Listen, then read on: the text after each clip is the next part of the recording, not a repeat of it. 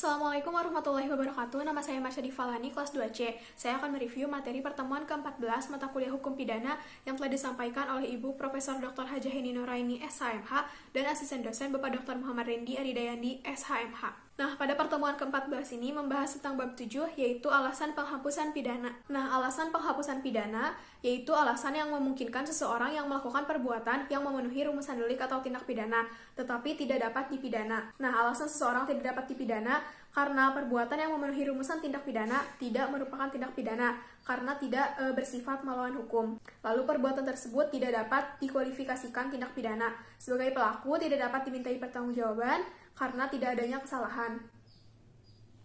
Nah, lalu atas dasar itulah doktrin atau ilmu hukum membedakan atas alasan pembenar dan alasan pemaaf.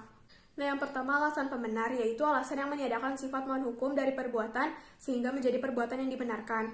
Nah, alasan pembenar terbagi menjadi 3, yaitu alasan pembenar umum, alasan pembenar khusus, dan alasan pembenar di luar undang-undang. Lalu selanjutnya alasan pemaaf, yaitu alasan yang meniadakan kesalahan pelaku tindak pidana sehingga pelaku yang melakukan perbuatan yang bersifat melawan hukum tidak dipidana karena ada kesalahan. Nah, alasan pemaaf terdiri dari 3, yaitu alasan pemaaf umum, alasan pemaaf khusus, dan alasan pemaaf di luar undang-undang. Nah, selanjutnya daya paksa atau overmatch. Nah, diatur dalam pasal 48 KUHP, tetapi tidak memberikan pengertian, karena itu harus dicari dalam MVT yang menjelaskan bahwa daya paksa adalah setiap kekuatan, setiap paksaan, dan setiap tekanan yang tidak dapat ditahan. Nah, daya paksa dibagi menjadi 3 bentuk. Yang pertama yaitu pertentangan antara dua kepentingan hukum, lalu pertentangan antara kepentingan hukum dengan kewajiban hukum, dan yang ketiga, pertentangan antara dua kewajiban hukum. Contohnya dipanggil untuk menghadap kedua tempat pengadilan yang berbeda dalam waktu yang sama. Nah, selanjutnya bela paksa atau nodwear. Bela paksa atau nodwear diatur dalam pasal 49 ayat 1 KUHP yang disebut alasan penghapus atau peniadaan pidana. Nah, syarat-syaratnya ada 3. Yang pertama, perbuatan harus terpaksa dilakukan untuk pembelaan yang sangat perlu, karena tidak ada jalan lain. Yang kedua, perbuatan tersebut dilakukan karena ada serangan yang sekonyong-konyong atau mendadak, dan seketika itu juga. Lalu yang ketiga, pembelaan itu hanya dapat dilakukan untuk kepentingan hukum yang ditentukan secara limitatif, yaitu yang pertama ada diri sendiri atau orang lain, lalu kehormatan kesusilaan sendiri atau orang lain, dan harta benda sendiri atau orang lain. Lalu selanjutnya bela paksa yang melampaui batas. Nah, diatur dalam pasal 49 ayat 2, yaitu berupa melampaui batas pembelaan yang diperlukan. Pembelaan yang dilakukan sebagai akibat yang langsung dari guncangan jiwa yang hebat. Nah, keguncangan jiwa yang hebat itu diakibatkan oleh adanya serangan. Jadi antara guncangan jiwa yang hebat dengan serangan atau ancaman serangan harus ada hubungan yang kausal. Nah, yang selanjutnya melaksanakan ketentuan undang-undang.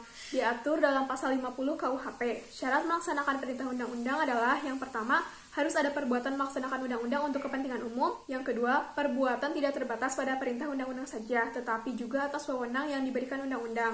Nah, yang terakhir, perbuatan harus patut, wajar, dan masuk akal. Lalu selanjutnya melaksanakan perintah jabatan. Dibedakan menjadi 2. Yang pertama, melaksanakan perintah jabatan yang sah pada pasal 51 ayat 1 KUHP.